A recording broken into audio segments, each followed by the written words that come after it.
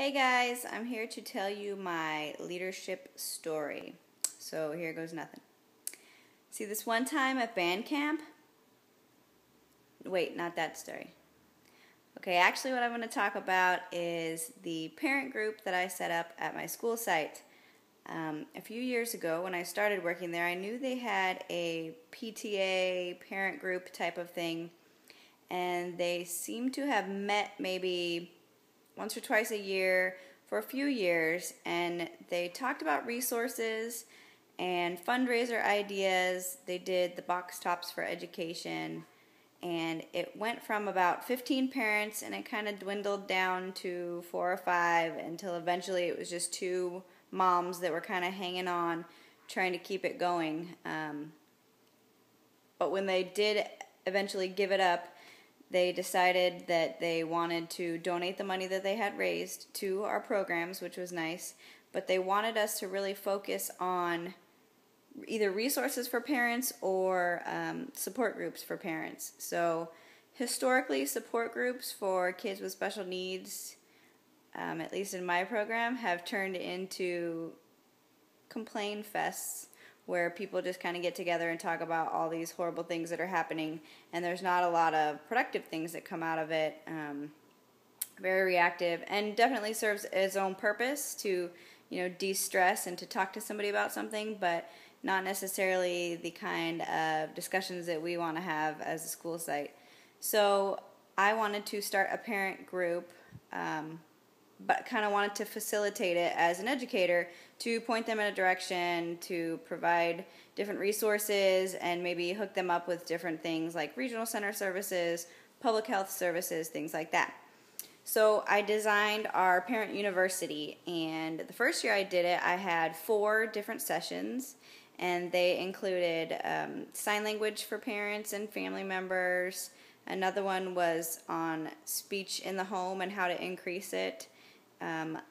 Lead poisoning, and I think the last one was with our nurse, and she kind of talked about health topics and how to discuss them with your primary care physician, because a lot of our students have a hard time getting services like dental care because they need to be put under to have routine cleanings done and things like that. So she kind of provided resources of local people.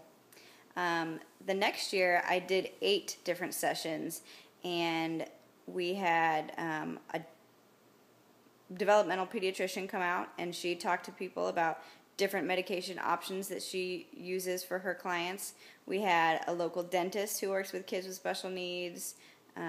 We had someone from CPS, or Child Family Services, come out and talk about different parenting resources that they either offer to people before they were called in or sometimes after, but regardless, they're resources.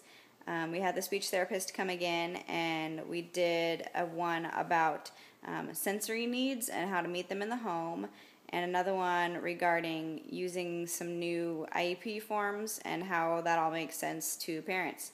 So this year I did 4 sessions again because 8, it was a little too many, and there was a few people that came to all of them, but not very many people came as a whole, so we wanted to kind of narrow it down. And I sent out surveys to ask what people wanted to hear about. So this year we're doing sign language for families again, visual strategies in the home, which I thought was interesting that people wanted to do. And then we also had another one of just resources in general. So regional center people came, and public health people came, and then we gave out information again about the local pediatricians and dentists that we suggested for kids with some pretty severe behaviors.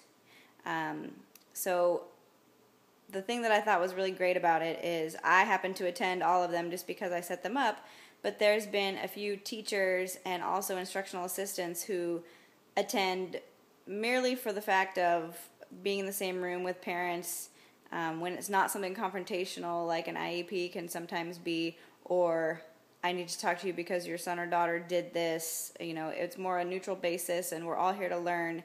And it's been really helpful to have parents be able to see staff in a different light.